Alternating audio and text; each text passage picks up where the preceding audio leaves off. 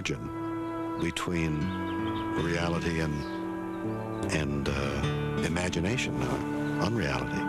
How close those two things are in my life, that maybe I thought I was Captain Kirk. There may be a lot of Bill in Kirk and vice versa, but he is not Kirk, nor am I Spock, really. You know, we play around with these titles and we joke about it, but the fact is he's an artist.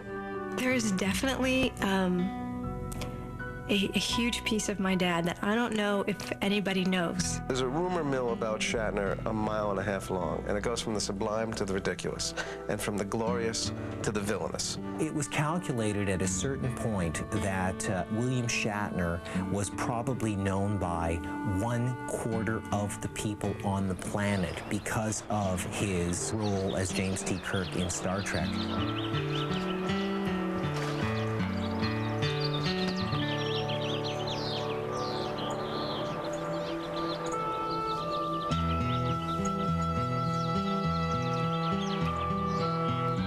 William Shatner.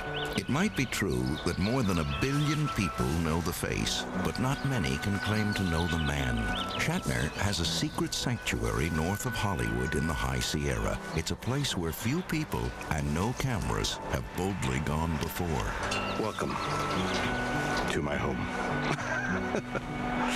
I found this place about 20 years ago. I came along the country road. I walked into that field and it was waist-high grass. I looked around and that was all. I said, this is the place, and went to buy it immediately.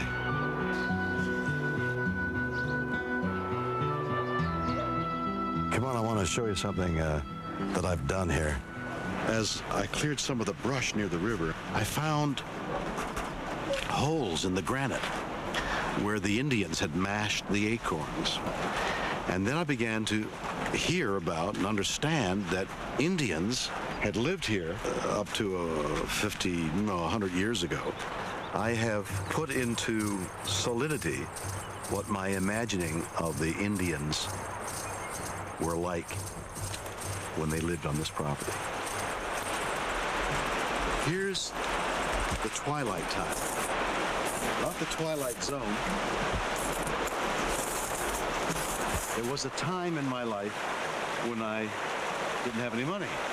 I had done well, and then I was divorced, and I didn't have any money. And I needed to sell this place. And I sat right there one summer's evening, half crying because I knew I had to sell this place. And on one of those rocks, a lizard came.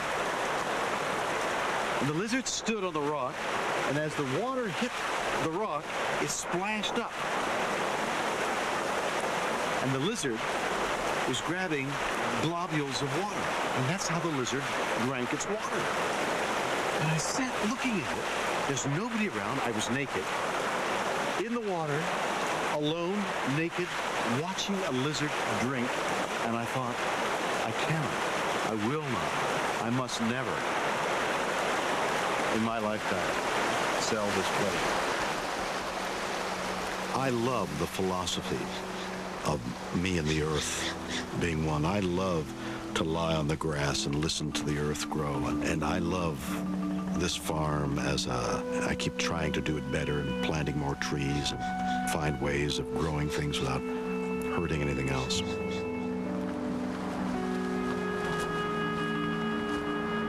While Shatner earned his fame and a modest fortune in the U.S., he remains a Canadian citizen. He was born in Montreal in 1931 and returns to his first home for the first time in many years. I was one of a very few Jewish families in this neighborhood, and the kids used to jump me because I was Jewish. And I got into fights every day with 2 or 3 kids jumping me at the same time, and I used to win. Most of them, and all the kids would stand around yelling, "Fight, fight, fight," and I'd had to struggle.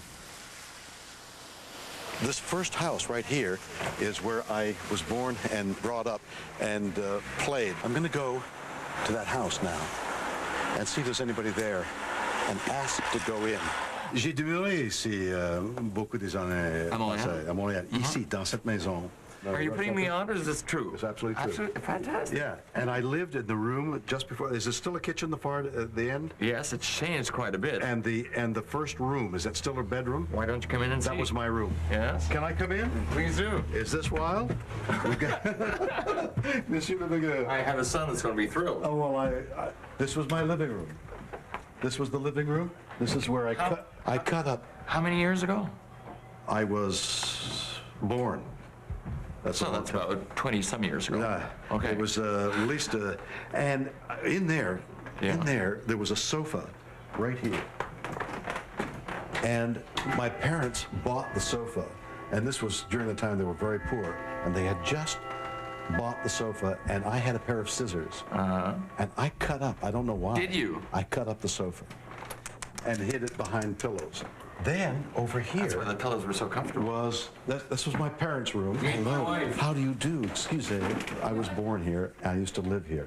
I used to play, and my dog and I used to play in there. I used to jump over that fence. You was born here. I was born in this house. But you are so young. Is it impossible? It is impossible. Yes, because we My wife, Elizabeth. I want you to get a close-up of his wife, Elizabeth. What a beautiful! Look how beautiful your work is. Una artiste. But that's true. You born there. Absolutely. Yes, this was my bedroom right here.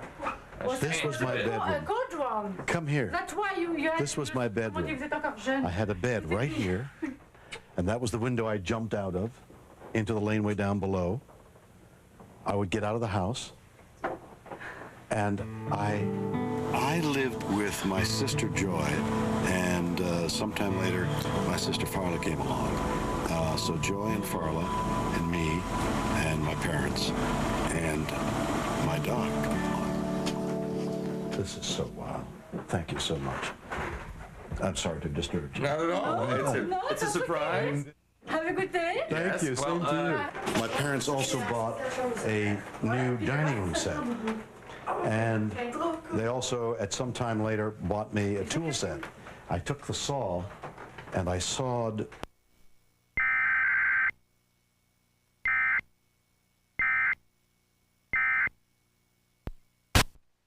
I was terrible. I don't get all these ideas myself. Thank you, Mr. Leviger. Nice to meet you. Thank you so much. Bonjour, madame. Have the same Montreal. Thank you. Anytime. That was wild. I enjoyed that. And you saw. You see how small that house is?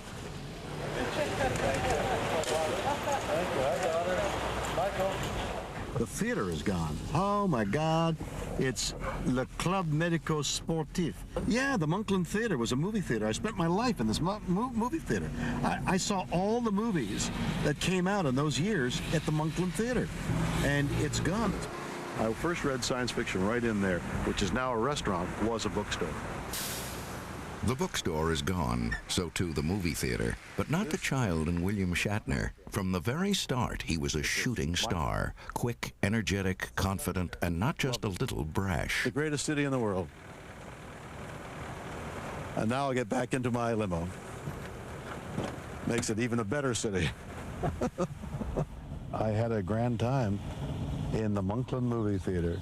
Then there was a drugstore right next door. I grew up in that drugstore, going from sodas, asking for a soda, to trying to get the courage up to ask for a condom.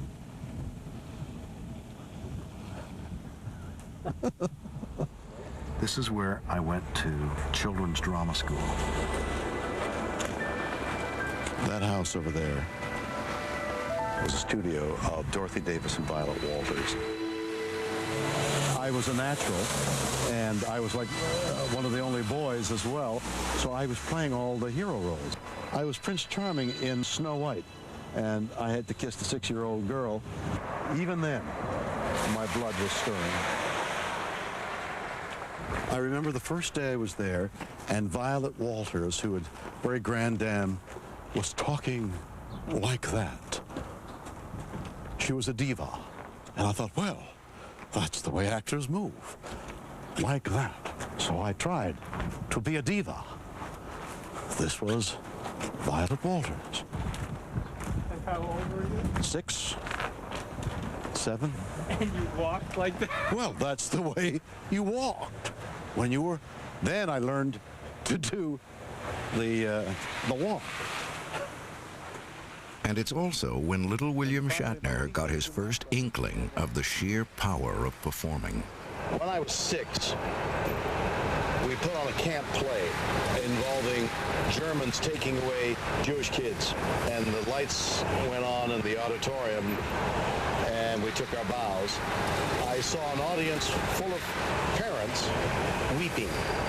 I remember the feeling of awe in which I saw myself manipulate an audience. And then I remember my father having picked me up and the feeling of love, the strokes I got as a result of Wasn't Billy Wonderful? Those two elements never changed for the rest of my life, and I knew what I wanted to be from that moment on. My time at McGill was mostly putting on plays, doing the college musical for 3 years, producing, directing. And my whole time at McGill was spent in the student union and the surrounding buildings. I rarely went to lectures. I therefore barely graduated with a terrible, barely passing grade. And I failed every one of my economics requisites to get an economics degree.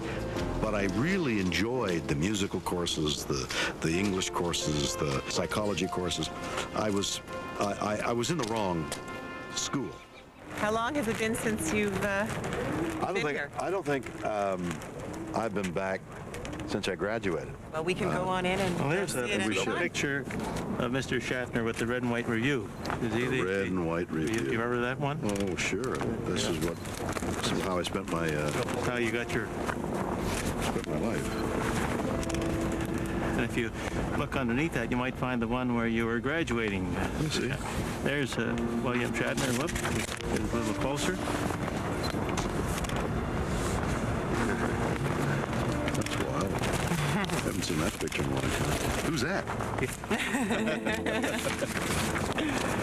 Should we go on in? Yeah. Crazy Hall? Today, Shatner beams back to McGill University and to the early episodes of William Shatner, stage actor. So this is the way we spring out on stage and try and, with a maximum of energy and lack of talent. I learned the joy of entertaining.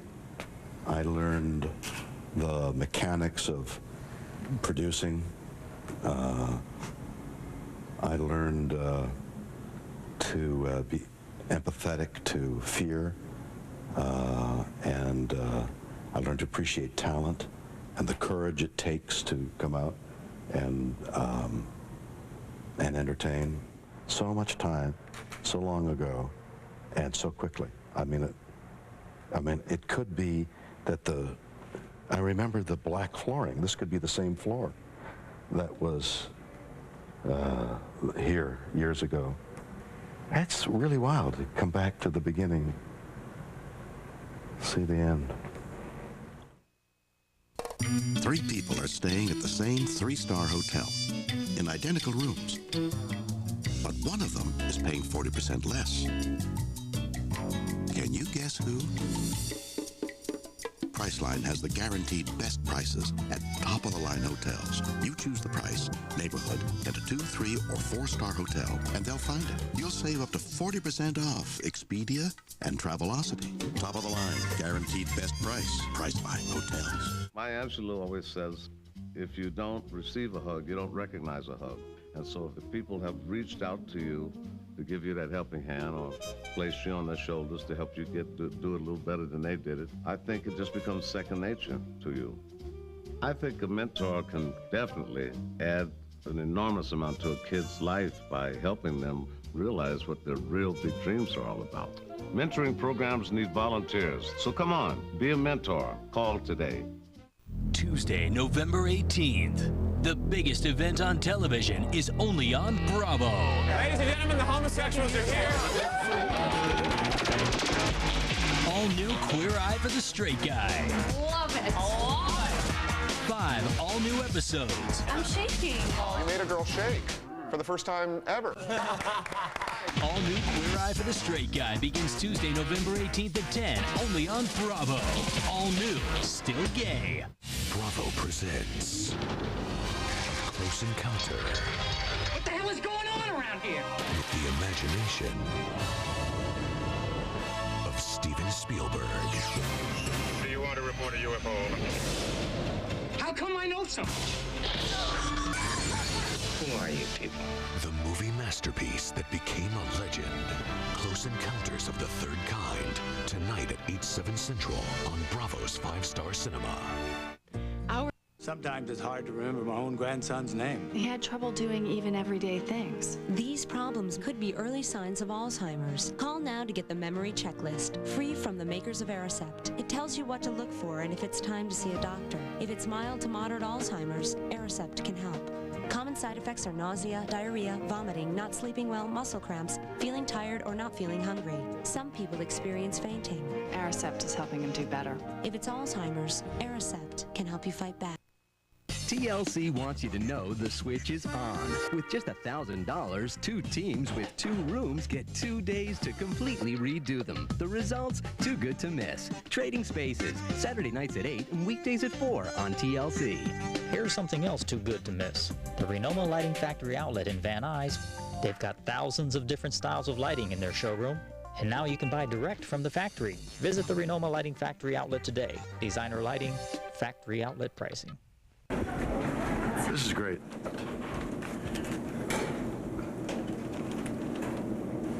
Centre universitaire William Shatner.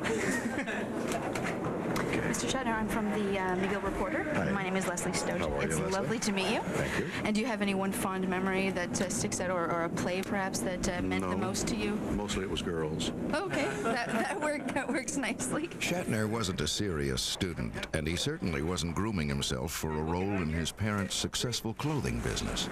Okay, all right. I, in effect, ran away from Montreal after college, to the distress of my parents, who had another future for me in mind, and I starved in Canada.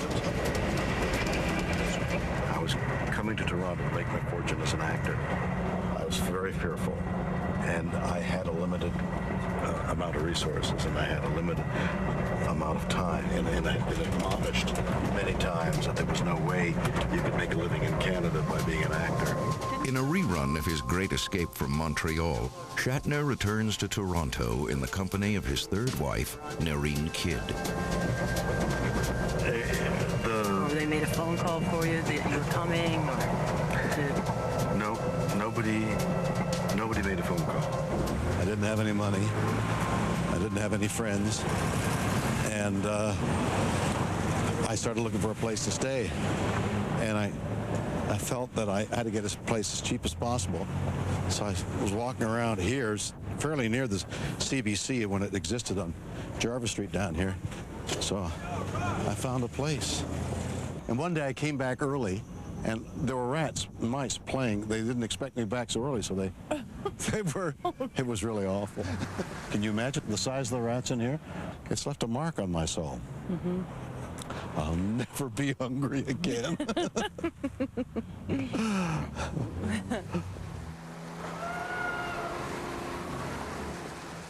The performers in Toronto were jealously guarding their position, and it was difficult to get in. Once you were in, you could make a good living as a radio actor, but to get into the radio acting clique was very difficult. Honorable men, come I to speak in Caesar's funeral. He was my friend, faithful and just, to me. But Brutus says he was ambitious, and Brutus is an honorable man. I did what I could in Canada as an actor and writer. I sold some scripts to the CBC. I was at Stratford for 3 years. By that time, I had cracked the clique and was a performer. I never really got to know the guys. For some reason, me or them or both, I never really had any friends in the acting community. I felt different, I guess. You know, the Canadian view is very much what an actor's life is like. You have long moments of wilderness, untouched, and then pong, suddenly a lot of stops, a lot of noise, and yet those moments. In the mid-50s, Shatner traded the Canadian acting wilderness for the noisiest stage of all, New York. He played for 2 years in the Broadway hit The World of Susie Wong. The day I left Canada was the day I got married to a Toronto girl, and we got in a car, and we drove down to New York, where I had been performing with the Stratford Players, and I'd gotten good notices. And agents said, come back. In those years, people came to see the fun comedies that were popular at the time. And I was the light comedian. I was funny. William Shatner's apprenticeship in the theater and on television was distinctly Canadian. I mean, he spent some time doing repertory theater in Ottawa. He did some work for the CBC. He worked for Stratford at the same time that both Lorne Greene and Christopher Plummer were there. So if you go back through the resume and then his movement into live TV, well, this is the same kind of pathway that a number of famous Canadians at the time who were performers followed. Hollywood, the mid-60s, Shatner had a young family to support when he was offered a television deal. The lead role in an untried and unconventional series. It was called Star Trek. Of Star Trek, and I had to make a choice as to whether to take it or not. And I thought, gee, that's so different, and it looks exciting, and it might possibly be successful, both in terms of security and in popularity. And I thought, well, I'll take a chance and do it. Dr. McCoy is right in pointing out the enormous danger potential in any contact with life and intelligence as fantastically advanced as this. But I must point out that the possibilities, the potential for knowledge and advancement is equally great. The energy and the courage in the character came with Bill. Bill brought that, particularly the energetic attack on the character. It didn't say in the script, he says energetically, or he walks through the door energetically, or he approaches people energetically, but Bill always did. So, and Bill does. That's Bill. Acting to me was Captain Kirk, you know. So I tended to do a lot of things with that sort of larger-than-life commitment that Bill had. And I mean, I played Oscar Madison as Bill Shatner. I played Fagin as Bill Shatner. Bill's had a wonderful career through me. He just isn't aware of it. You could really see the connection between somebody like James T. Kirk and the Old West. I mean, Gene Roddenberry's original conception of Star Trek as, for example, Wagon Train in Outer Space was very much apparent in the way that this kind of swaggering way that Shatner carried himself. He was definitely a kind of a tightly coiled man of action. He was a thoughtful man, but he was a man who reacted first, and if it was necessary to shoot first and talk later, he was going to do that. You know, he had all this ability and all this responsibility, but the job is larger than any one person, and there's sort of a humane acknowledgement of that in his performance, and almost a cockiness to it, of going, I can't do this, you know, but I'm going to have to. We're shooting from the hip. I'm up against people that, you know, can vaporize us with a thought, and I got to take them on. So here we go. I never thought it would work until Bill came on board and brought that energy. Then there was room for a character like mine to take up another kind of space. I won't remember the episode name, and I'm embarrassed that I don't remember the episode name, but it's the one with Sargon. It's these three glowing balls, and they're aliens. And Shatner has one of his great Shatnerian monologues with it, where he's talking about, you know, risk is our business. That's what the Starship's all about. That's why we're aboard her. And I just went, who is this guy? This is the most exciting thing. Now, I didn't know anything about the show. I didn't know what they were talking about. It's the first episode I've ever seen. Risk is our business. That's what the Starship is all about. That's why we're aboard her. Bill had a kind of almost Svengali-like power in that role, and particularly in that episode. And I was hooked into the guy like he was Houdini. But not everyone was hooked, at least not at first. In 1969, after 3 seasons of less than stellar ratings, the original Star Trek series was canceled. Hi, I'm Cameron Diaz. And I'm Gwyneth Paltrow. We want to talk to you about energy. Here are some hard facts. If everyone replaced an ordinary light bulb with a compact fluorescent one, we would diminish as much global warming pollution as taking 7.5 million cars off the road.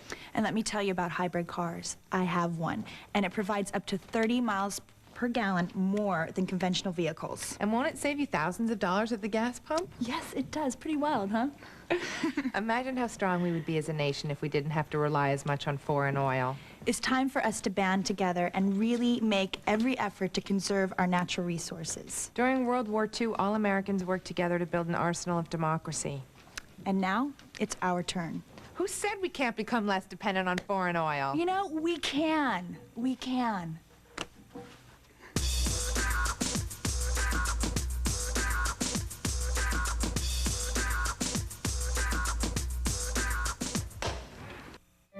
Just because you graduated doesn't mean you're done with school. It's time to hit the books again with your kids, because their success depends on you. Here's the assignment. Set daily homework times, then check their work every night. Help them find answers to their questions, and stay involved with their teachers, their schools, and their friends, because teaching your kids about the importance of their education is the greatest lesson they'll ever learn.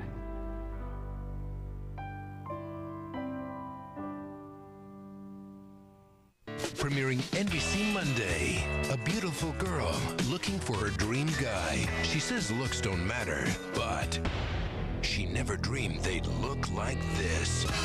Introducing The Average Joes. Hi, Elena. Nice to meet you, Dad. Nice to finally meet you, too. She really, really looks great. You've never seen anything like it. I am a total geek. The time has finally come for a new kind of leading man.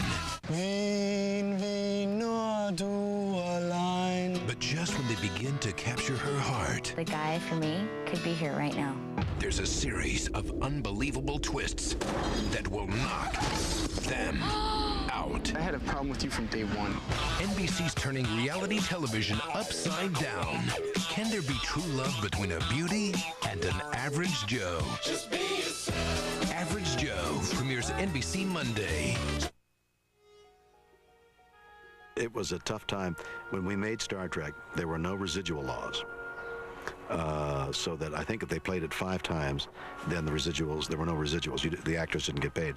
So there was a great deal of bitterness, and still is, I think, among some members of the cast, that Star Trek made the studio and a lot of people very, very rich, and not the cast members. I mean, let's not forget that after the program went off the air, things were very difficult for William Shatner, very difficult indeed. In fact, there was a point in his career where he was apparently, you know, driving around doing dinner theater, doing his own driving. After Star Trek, Shatner appeared in more than 90 dramas, but his trademark bravado took a beating. I don't remember anybody offering me a hand up. I never had a mentor or somebody who I never got anything for nothing. And that, I think, has shaped my way of thinking about people needing to survive on their own to the best of their abilities. He has faced something that I think for any actor would be devastating. It killed Orson Welles, and it killed a lot of others, and that is that you reach what could be considered the pinnacle of your career at a fairly early age. And it's a huge impression, and people do not want to separate you from it. And yet, the job is done, and you want to continue your career, and you want to strive for other great things and different things, and you have to do it with the knowledge that it's very unlikely that lightning will strike like that twice.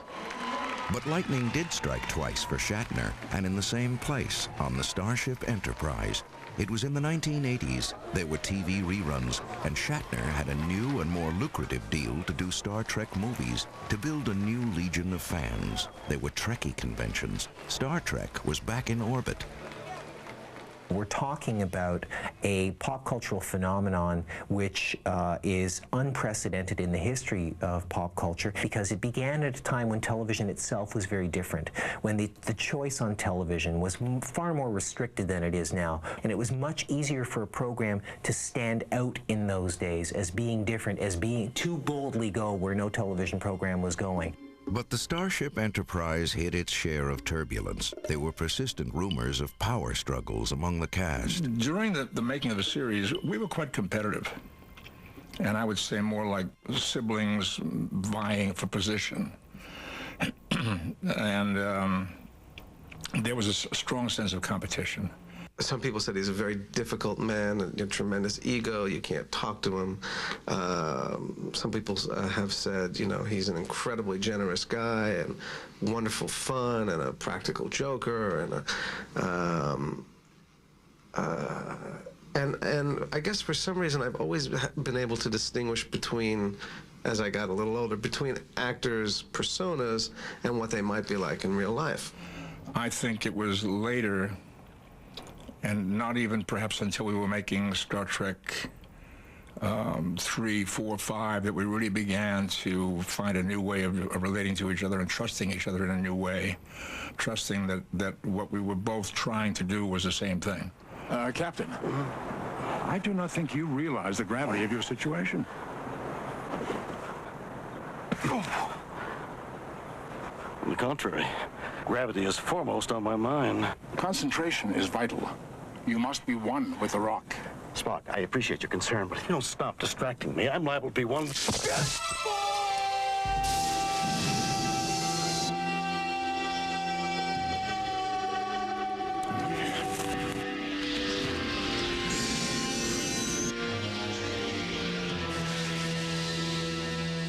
I remember standing on one of the Star Trek sets once, and he was standing with Leonard in the outfit and in the captain's outfit, and he had a toy gun, and he and Leonard were kind of fooling around with the toy guns, and I looked at him and said, "Dad, you're just a big kid," and he kind of snapped the gun together, and he looks at Leonard and he goes, "My kids have found me out." He, as you probably know, is a perpetual punster. It's always puns, and bad puns, too. They're very bad puns. He's not a good punster, but he'll try anything.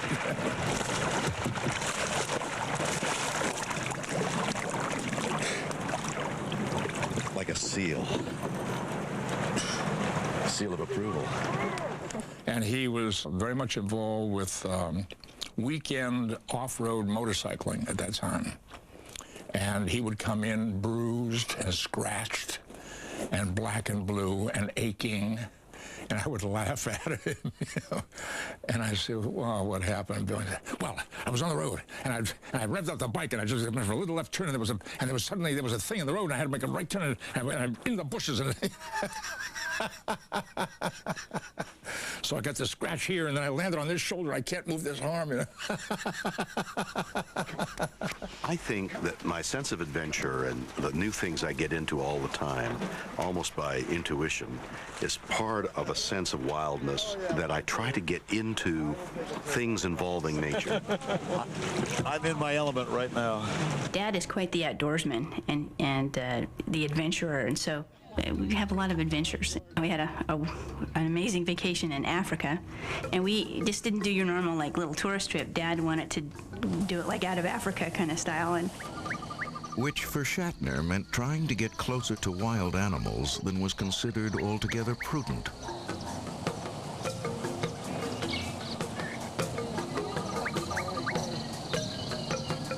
I was challenging myself physically in a lot of ways, and people who loved me were saying, "What are you doing? Why are you taking those risks?" And I didn't really have an answer until later on it began to occur to me maybe I was challenging my disappearing youthfulness to show myself that I still was there. And vital enough to perform his own stunts, even mountaineering in the Himalayas while starring in a 1990s miniseries. In that drama, Shatner was cast as an ecologist, which he considers himself to be off-camera as well. Most of mankind in the city have lost contact with nature. Once we lose that contact, we're dead, because then nature becomes a servant to man. And it is not that. It is the exact opposite. We are in the service of nature. He won't rest until everything is fixed. Do you know? I mean, like, every animal's in its safe little place and the planet's cleaned up, and you know, he's you know, done the last job that he could possibly think of doing. I have a house full of dogs and I have a farm full of horses. But that is only a link to the other animals, the deer and the elk and the bobcat and the raccoon at night running along the road. So the horse is only a representative of all of nature. I started using drugs when I was 13 years old. I started with pot, like most people probably do, alcohol, cigarettes, and eventually moved up to methamphetamine and went on to cocaine and eventually ended up on heroin. I did not have a life. I mean, I owned a multi-million-dollar advertising firm and I couldn't function. My husband packed the children and left. I had no idea where they were, but none of that mattered. All that mattered was smoking crack. And my parents, brother and sisters are just baffled. You know, how can somebody that supposedly has so much be so miserable and keep throwing his life away? And I remember my mother saying to me one day, "You're going to die if you don't get help." I wanted to have my life back and my family back. And that's when my mother found Narconon. If you or someone you love has a drug or alcohol problem, call Narconon Arrowhead today at 1-800-468-6933. You're a good parent. You help with homework. You taught your child not to say those four-letter words. But if you're not careful, you might teach them the most offensive four-letter word of all: hate. It's so easy to teach hate. You might not even know you're doing it. Because when you make those comments about the person with a different color skin or religion, or the person who speaks a different language, you're teaching your child to hate. Hate is a four-letter word. So is love. Which word will you teach your child?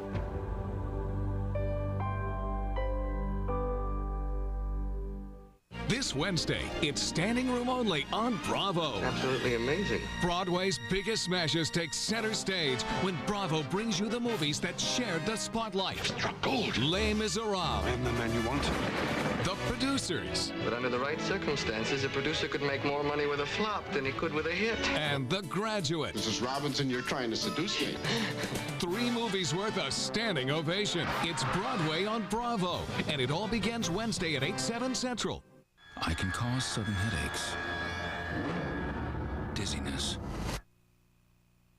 trouble walking, talking, seeing. What am I? I am a stroke. Learn to recognize a stroke. Shatner joins a group of fellow ecologists on a trip to Santa Cruz Island off the California coast. Wildlife protection is one of several environmental and charitable causes Shatner champions through his celebrity.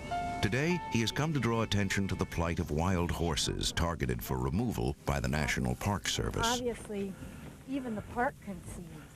Hi, everybody. I'm William Shatner, and I've just come back from Santa Cruz Island. I want to warn you, you people in this area, you're about to lose a national treasure.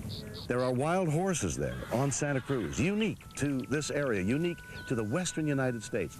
They are about to be taken off the island. In this instance, not even Captain Kirk can vanquish the National Park Service. The campaign to keep the horses on the island ultimately fails.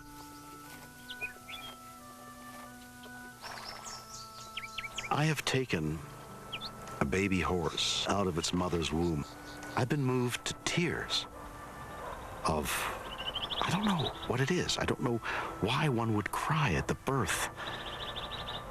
Perhaps the very thing I talk about the sadness and joy of life, that life is both tragic and joyful at the same time.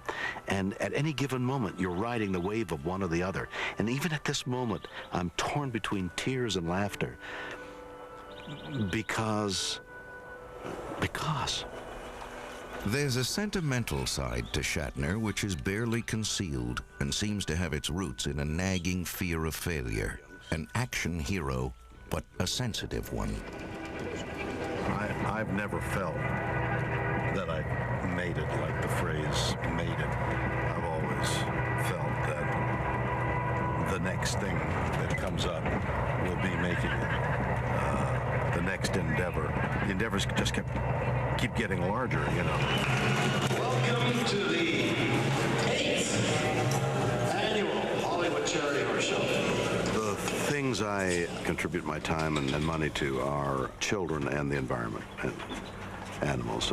Since 1991, Shatner's annual Hollywood Horse Show has raised close to $1 million for children with disabilities. Recently, the horse show has also provided assistance to Native American causes. On behalf of the Hollywood Charity Horse Show, I'd like to welcome you all to our fantastic evening show. Everybody watching this program should write out a check and make it out to a charity of their choice to give something, whether it's 50% of what you earn, 10%, or $1 to some cause that benefits somebody else other than yourself. My check would be to the children, because the young of any species moves me. I've seen a child with no arms and one leg, and she manipulated her environment with her toes. She held the reins of a horse while being balanced by two people. She drew me, I said, draw me, she was an artist. I said, draw me a picture of the horse and what you think. She drew me a picture of herself with the sun shining and everything was smiling. Happiest child. Got the picture hanging on my wall at home. At my lowest moments, I cry for the sadness of the world. I sometimes find myself weeping at how sad life and death can be, and then try to forget that in living these moments as fully as possible. What do you want? Of course I can. Would you give me your back to... I have so many ideas and projects. There you go. I just want to keep evolving, moving them. So too. I want to explore my life and loves as fully and deeply as I can. Yeah. Well, I don't know about that. Shatner married Noreen Kidd in the autumn of 1997. I saw this beautiful woman across the room, one of those stories, and I was ending an unhappy marriage, and I saw this girl that just really appealed to me, and I'd call her from time to time, and we gradually got better and better acquainted, and finally through laughter. We never laughed so hard on everything. We always got each other's humor. And we fell in love, and it's been a most remarkable experience of my life, most remarkable relationship of my life, and I'm totally enthralled then and more enthralled now.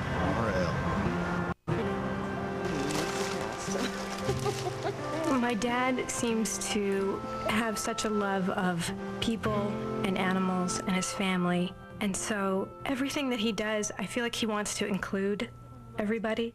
Shatner remains close to his three daughters, all from his first marriage. Dinner with family and friends is a weekly fixture. And he came out with a smirk on his face. Captain Smirk.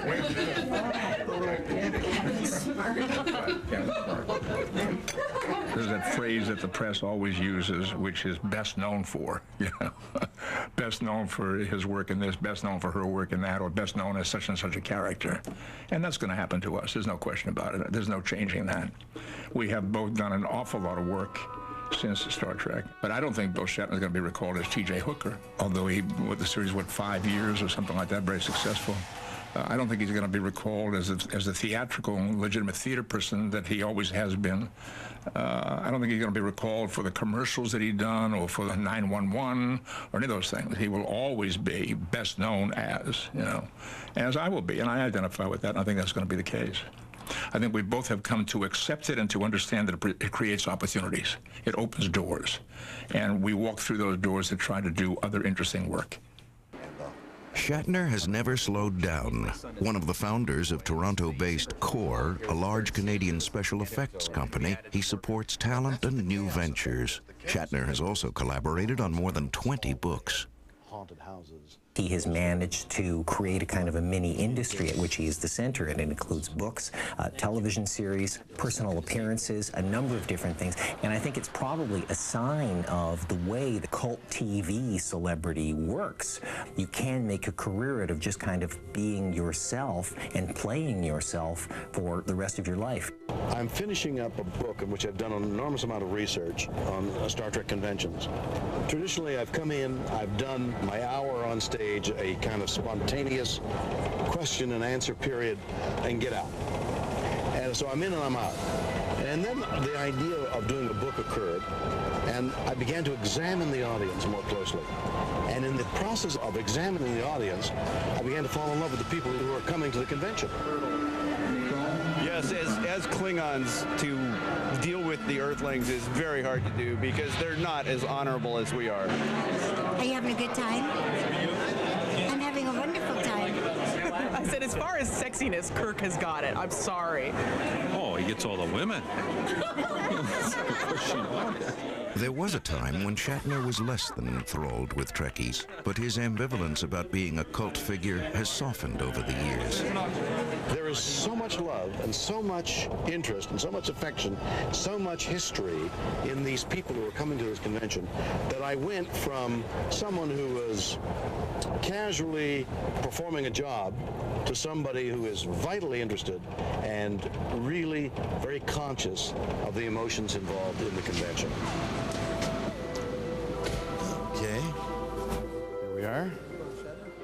This is the largest Star Trek convention of the year. It's the World Cup for Trekkies. It's called the Grand Slam because for the first time ever, 4 captains from the Starship Enterprise will appear in one place. It was during the early evening television hour that I first encountered Star Trek and first saw this gentleman. Now, I had a black and white television set because I couldn't afford a color. Shakespearean actors, they don't get Why did you go to the Sea of Cortez? Because the Baja fascinates me. I wanted to see the whales, the sea lions, the sharks, the eared grebes, and the blue-footed boobies, most important. The blue-footed boobies, I mean, those boobies are just when they're... Blue-footed boobies, ladies and gentlemen. Now...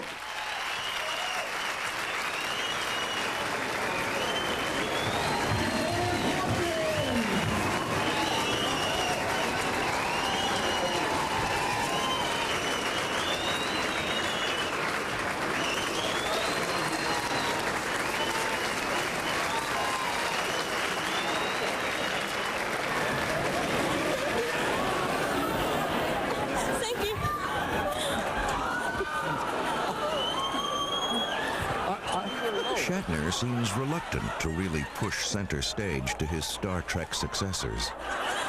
Just trying to make things easy. Just trying to put things out right. Talk to me. Here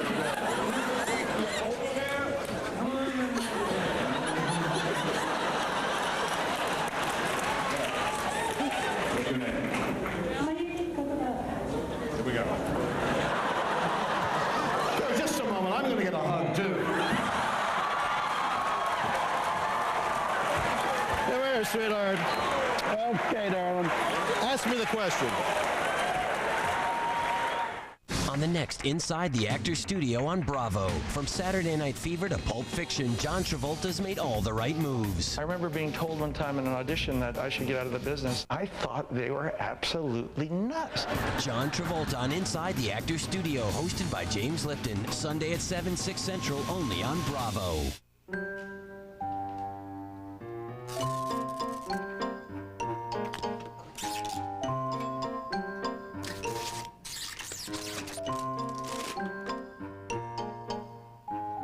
Mr. Buffundo, the meeting. Ladies and gentlemen, Ed, our company's new president.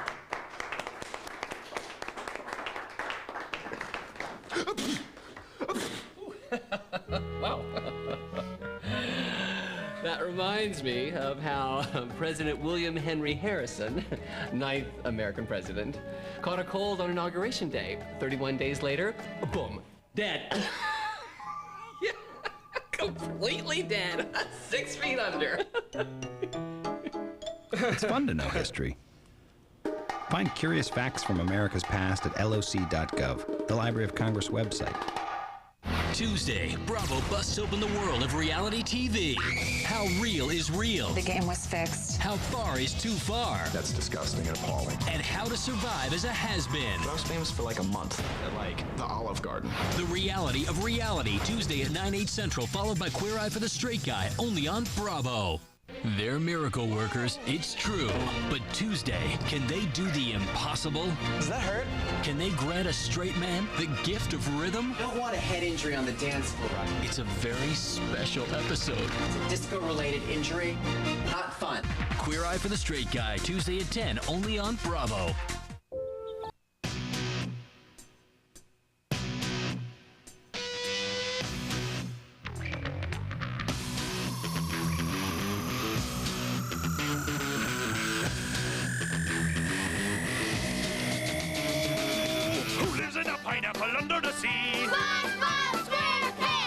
The new smooth-riding Mitsubishi Endeavor. It's perfect for families. But who needs to know? The science behind beautiful skin begins with a lesson from nature. Plants contain a chemical compound that protects their leaves from drying. That same compound can now be used to protect your skin. Clinical studies prove that Kinerace makes your skin healthier, younger looking, and smoother. The science behind beautiful skin begins with Kinerace.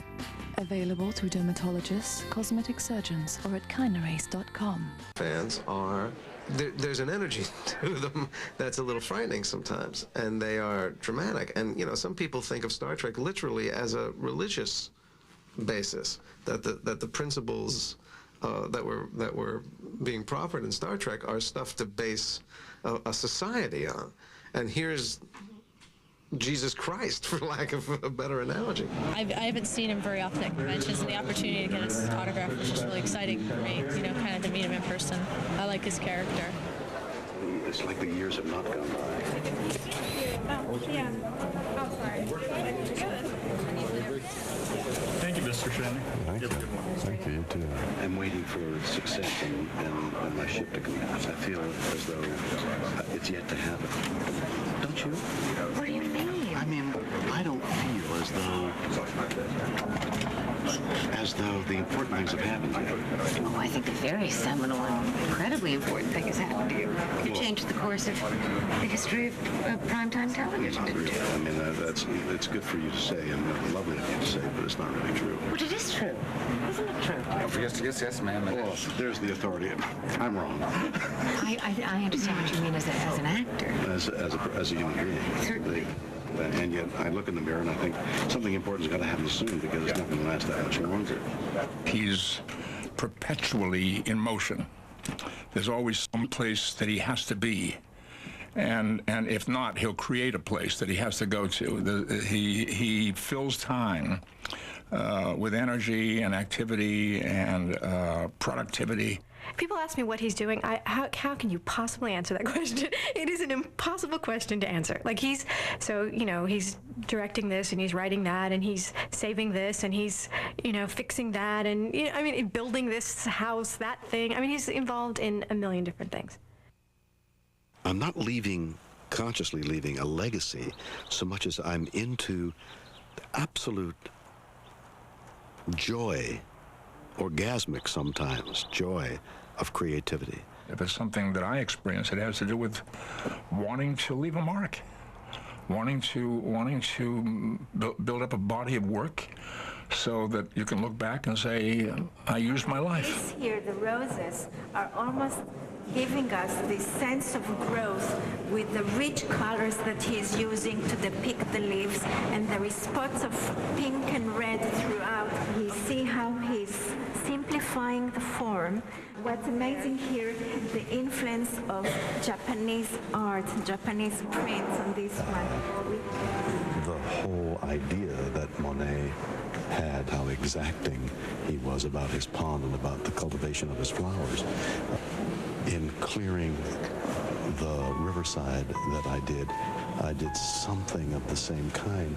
I tried, in my own simplistic way, to make that area that was Indian and spiritual with a kind of reflective pond that was totally natural.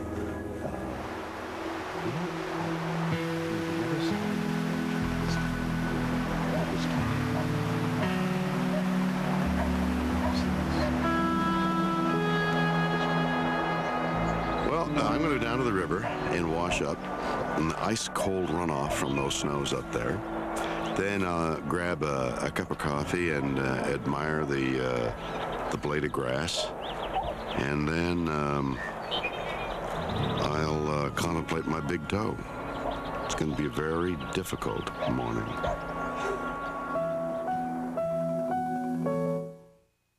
I'm saving $89 a night at this 4-star hotel. On Priceline, we got a 3-star for just $59 a night. Priceline has the guaranteed best prices at top-of-the-line hotels. Hotels.com wanted $120 a night. I got it for $65. Save up to 40% off other leading online sites.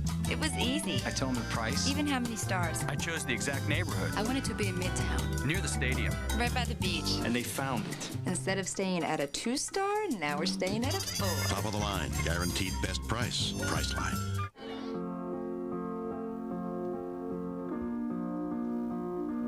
Imagine if flowers fell from the sky. Imagine if there were no bombs. Imagine there's no heaven. Imagine if everybody was happy. It's easy if you try. Imagine if there were no borders. No hell below us. Imagine if everyone would live in peace and harmony. Imagine if there were no war. Imagine all the people living life in peace. Imagine if there was human rights for everyone. Imagine.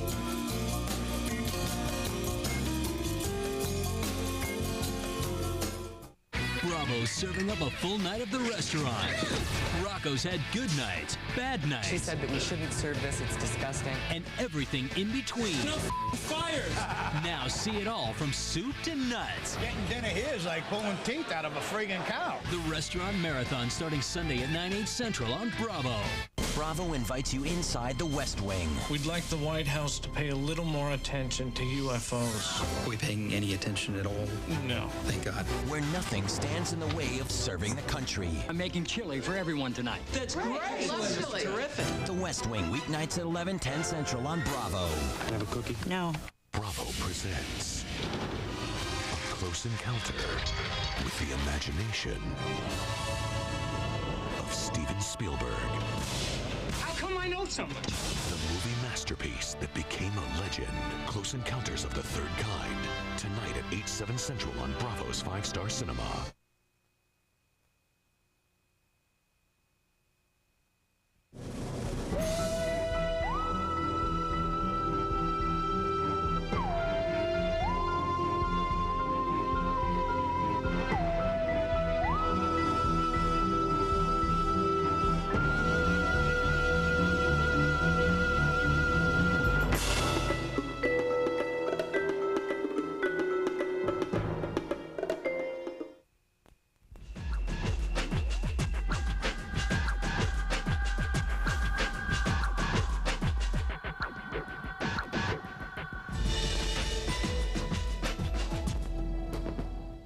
On the next Inside the Actors Studio on Bravo. From Saturday Night Fever to Pulp Fiction, John Travolta's... When it's time for the daily panty lineup, your period doesn't get any say. Because now, whether you wear briefs or bikinis or even thongs, Kotex introduces new Body Fit Ultra Thins. The only tapered ultra thin pad that fits any kind of skivvies. Totally new, totally discreet, even thong-worthy protection. So no bunching or scrunching. Just a perfect fit. Kotex fits. Period. In the night, when you wake up and you stare into into the unknown. Have you ever wondered what's staring back? Bad things come and go, but evil is forever. Watch Kane unleash his fury on WWE Raw. Monday nights only on Spike TV. Great news! The baby-shaped diapers, Huggies Supreme diapers, curved, just like your baby, now offer a whole new way to help stop leaks. Triple leak protection, only with Huggies.